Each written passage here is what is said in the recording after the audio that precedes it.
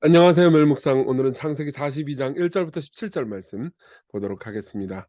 네, 이제 애굽에서 요셉이 총리로 올랐잖아요. 그러면 이제 이 요셉이 애굽에서 어떤 일이 있었는지에 대해서는 좀 이제 우리가 쭉 살펴봤으니까는 이제 그다음에 나머지 형제들한테 어떤 일들이 생겼는지를 한번 봅시다. 이제부터 나오는 장면들은 모든 장면이 너무너무 감동적입니다. 요셉과 형제들이 다시 만나게 돼요. 어떤 일이 벌어질까요? 형제들은 요셉을 죽이려고 했고요. 그리고 결국 죽이지 않고 그러니까 이 아주 구렁텅이에 몰아넣은 다음에 애굽에 팔아버렸죠. 그러고 나서 요셉은 어떻게 됐을까요? 총리가 됐습니다. 그리고 형제들은 어떻게 됐을까요? 내용 한번 살펴보겠습니다. 1 절부터 보죠. 그때 야곱이 애굽에 곡식이 있음을 보고, 이제 야곱은 이제 노인인데 이제 온 땅에 기근이 있어요. 재밌죠? 예, 온 땅에 기근이 있어 가지고 애굽도 뭐 풍년이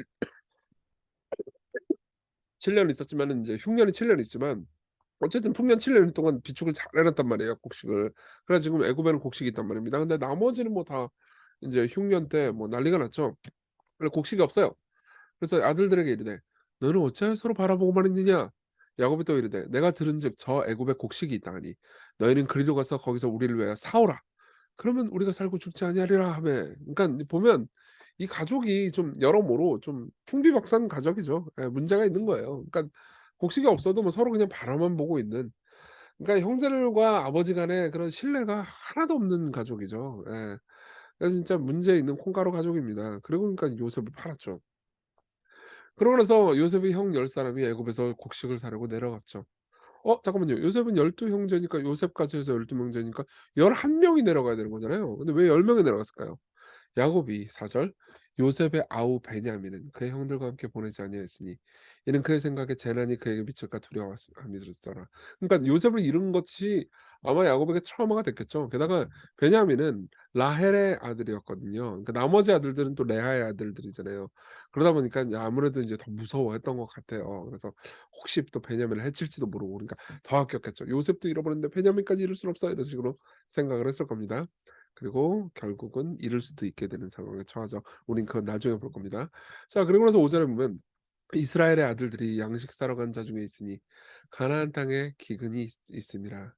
때에 요셉이 나라의 총리로서 그 땅 모든 백성에게 곡식을 팔더니 요셉의 형들이 와서 그 땅에서 그 앞에서 땅에 엎드려 절하매. 예.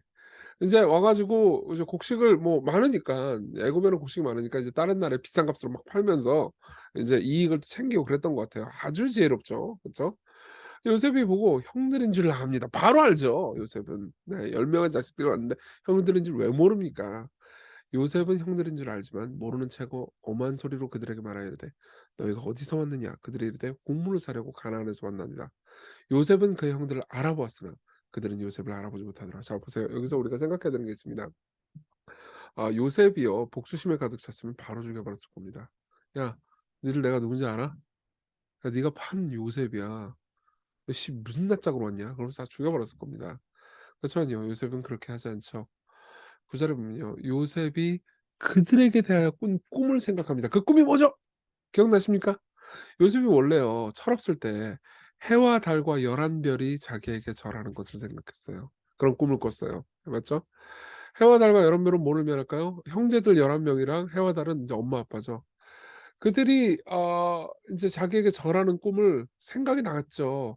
그러면서 요셉은 이렇게 생각했을 겁니다. 그러니까 그냥 요셉이 복수심에 찬 사람이라면은 "다 죽여 버려." 이랬겠지만은 이제 이때 서야 비로소 요셉은 생각했을 겁니다. 이 10 명이 와 가지고 앞에서 절을 했단 말이에요. 이 꿈이 이루어지는 거죠, 사실은. 그죠? '아, 하나님께서 여기까지 나를 이렇게 인도해 주셨구나.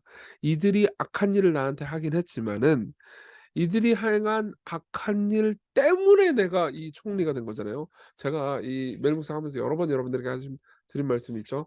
어떤 좋은 일, 즉 총리가 되는 일은요, 그전에 애굽에 요셉이 팔린 이 나쁜 일 없이는 절대 이루어지지 않았다고요. 그렇죠? 그러면서 복수하는 마음이 다 사라졌을 겁니다. 그러면서 그들에게 이르되 "너는 정탐꾼들이나 이 나라의 틈을 엿보려고 왔느니라." 잠깐만요. 안 죽이는 거는 좋은데 왜 갑자기 모함을 하죠? 정탐꾼들이라고 스파이라고 그러는 거잖아요. 당시 스파이면 큰 형벌을 받았죠. 그쵸? 그러니까는 그들이 그에게 이르되 "아닙니다, 내 주여. 그러니까 이제 형들이 다 요셉한테 자기 동생한테 이렇게 얘기하고 있는 거예요. 물론 형들은 요셉인지 몰라봤겠지만요.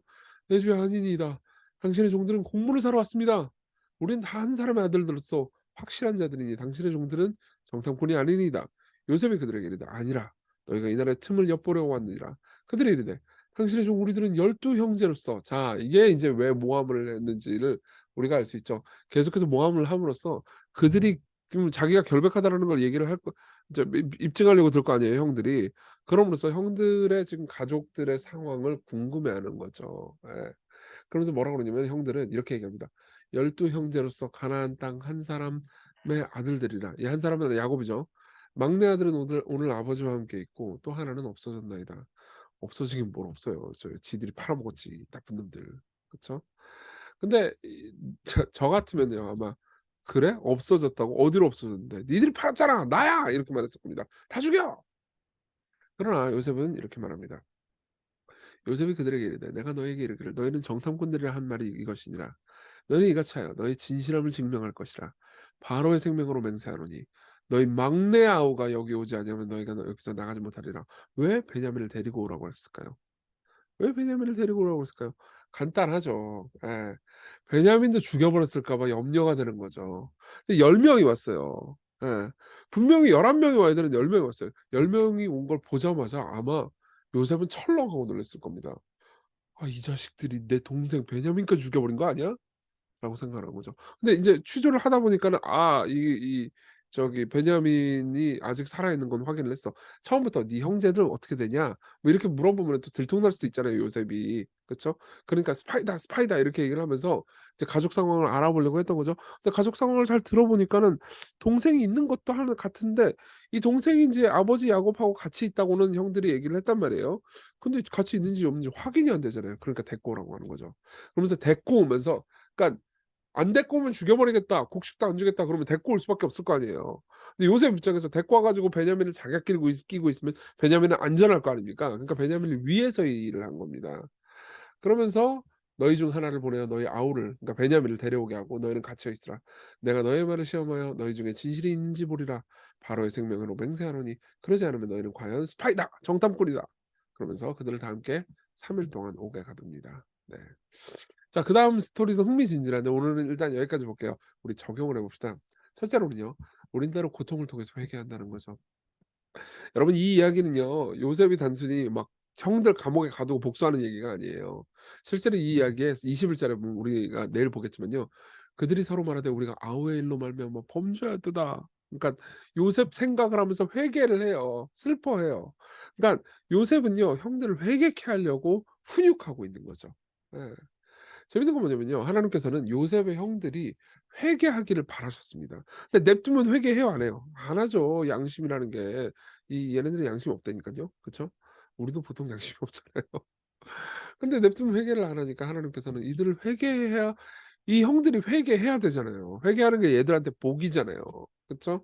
그러니까는 회개하게 하기 위해서 즉 은혜를 주시기 위해서요. 기근을 사용하시죠. 생각해 보세요. 이 흉년이 없었으면 이들이 애굽으로 안 왔겠죠. 그쵸? 예. 맞아요.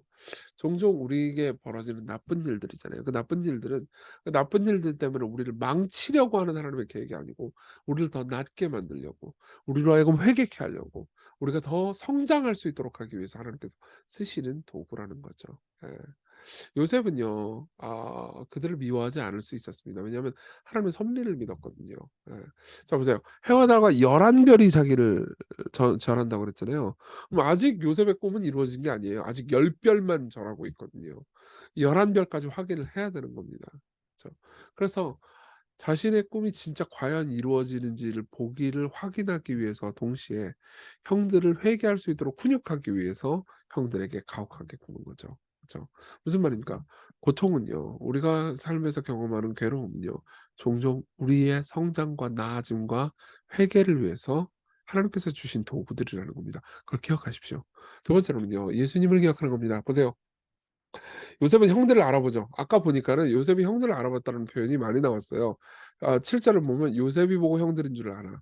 그리고 8 절에 보면 요셉은 그의 형들을 알아보았으나 이렇게 이야기를 하죠. 그러니까 요셉이 형들을 알아봤다라는 말이 많이 등장합니다.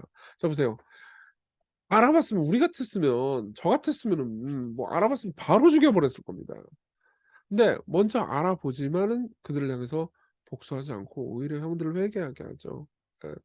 요셉은요 형들을 이렇게 괴롭히긴 해요. "동생 데리고 와. 베냐민 데리고 와." 이러면서 베냐민이라는 이름은 말 안 하지만 "동생 데리고 와."라고 말하면서 괴롭히긴 하지만은 사실은 그렇게 괴롭히다가 잠시 떠나가서는 웁니다. 42장 24절에 보면요.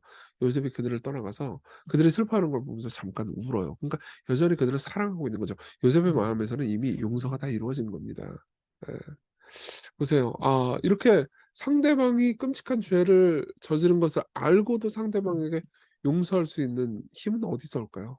상대방이 나한테 끔찍한 죄를 저지르긴 했지만 그 죄 때문에 내가 망한 게 아니고 오히려 상대방이 저지른 죄 때문에 내가 이루 말할 수 없는 복을 받았다라는 걸 확신할 때, 즉 요셉이 이렇게 총리가 됐다는 걸 확신할 때 어떻게 해요? 넉넉하게 용서할 수 있는 힘이 생기는 거죠. 그죠? 여러분 예수님도요. 사실 우리를 용서하실 때 이렇게 용서하셨어요. 예수께서 우리의 모든 것을 아셨죠. 요셉이 형들을 알아보듯 예수님은 우리가 얼마나 큰 죄인인지 아십니다. 예. 그렇지만요. 그분은 우리를 위해서 십자가를 지셨습니다. 우리를 정죄치 않으셨습니다. 우리를 용서하셨습니다. 왜 그렇죠? 그분이 십자가를 질 때 그 십자가라는 고통 때문에 그분은 너무 고통스러웠지만 그분이 얻을 것을 알고 계셨기 때문입니다. 그분이 뭘 얻으셨죠? 하나는 예수님의 신부요. 하나님의 높임이요. 그래서 그분은요. 십자가는 너무 고통스럽지만 그 앞에 있는 기쁨을 위해서 십자가를 참으셨습니다. 그분은요. 십자가를 통해서 얻을 자신의 무한한 기쁨과 행복을 위해서요. 우리 같은 악행을 행한 사람을 용서할 수 있는 힘을 얻게 되신 거죠. 우리도 마찬가지입니다. 여러분들이요. 고통이 여러분들을 망치지 않을 거라는 것을 신뢰하면요. 여러분들은 용서할 힘을 얻게 됩니다. 우리 같이 기도합시다. 때로 우리가 변화되고 회개하기 위해서 주어진 선한 고통이 있음을 받아들이고 우리가 고통을 잘 인내하면서 하나님을 바라볼 수 있게 해 달라고 구합시다. 그리고 그 어떤 고통도 우리를 강하게만 할 뿐 우리를 망치지는 못한다는 것. 그 어떤 고통도 결국 우리의 더 큰 선을 위해서 기여할 뿐이라는 사실을 우리가 믿고 오늘의 삶에서의 어려움과 괴로움을 잘 견디고 하나님을 신뢰하며 오히려 위로를 받을 수 있도록 희망을 가질 수 있도록 같이 기도합시다.